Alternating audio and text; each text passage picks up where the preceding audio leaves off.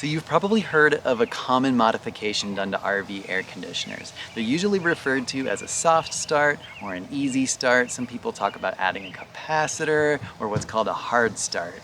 This was actually the very first electrical modification I did to our fifth wheel back when we started full timing. And so today I wanted to talk about initially why we installed it and then why it is so important still today for our big solar setup.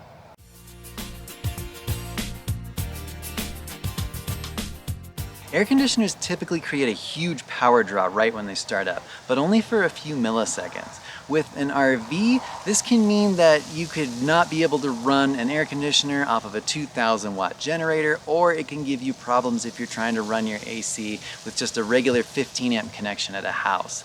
Sometimes with larger RVs on a 30 amp connection, it can also give you problems if both ACs happen to cycle at the same time. That combined surge will easily pop a 30 amp breaker.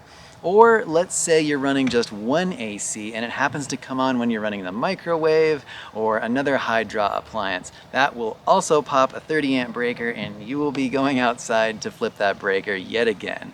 Adding a soft start device solves these problems. Now, earlier I had mentioned adding a capacitor or a hard start, and sometimes those terms get used interchangeably, but a hard start's actually a different kind of device. It is way cheaper than a soft start, but it doesn't stop that huge initial surge of power like a soft start does.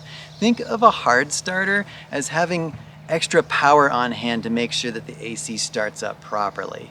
A soft start device is like a little computer with several different types of surge control circuits inside of it that actually learns how your AC unit starts up and the best way to spread that surge out just a little bit longer so you don't have quite as huge of a power spike right at the beginning. So with soft starts installed in your AC units, you can run two ACs on a 30 amp connection, no problem. In our first couple of years on the road, we would run our main AC unit on our 2200 watt Honda generator, and that was also without issue. You can also run it on a 15 amp connection at a regular house. Or if you're visiting family or friends for a long period of time and it's hot, you can get a Y adapter like this one, plug your 50 amp connection into this side, and it splits it out into two other sides. Then, with another 30 amp to 15 amp dog bone, put it on this side, you now have two places that you can plug into two plugs on two separate breakers and then run both AC units while you're visiting someone's house. We've actually done that on a couple of occasions, and I will admit, make sure that you get everything plugged in really snug. Make sure that the plugs that you're using are high quality and really good extension cords, because I may have melted an outlet board. Another benefit to having soft starts is being able to run your air conditioner off of an inverter that draws power from your battery banks. Otherwise, that surge can damage an inverter over time. So this is exactly why they're still so important to us today with our big solar setup. There are a few more options on the market now for AC soft starts than there were when we put ours in. We went with the Easy Start from Micro Air. I would still go with them. Their warranty is really good, but the best part is their install instructions are just so good. It makes the install super easy. If you're comfortable doing your own wiring, it really couldn't be simpler. If you're not comfortable doing your own wiring, the ease of install should translate into a relatively low install cost.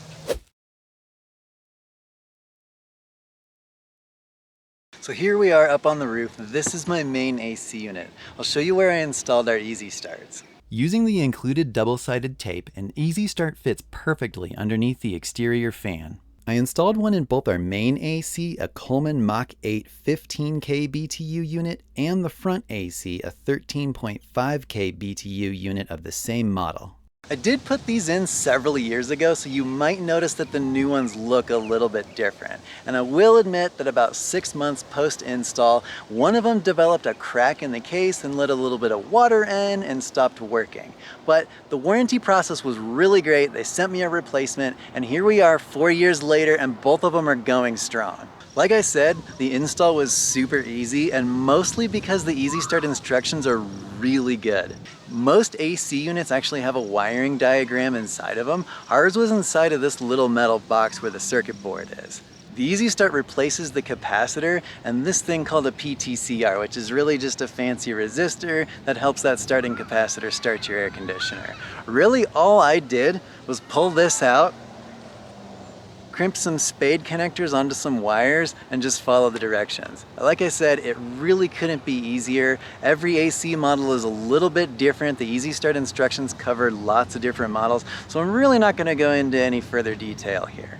The only thing that I would add is don't completely remove your startup capacitor and make sure you hang on to the PTCR. If anything ever does go wrong with your Easy Start, you will need those to put your AC unit back together again for it to work while you wait for a replacement.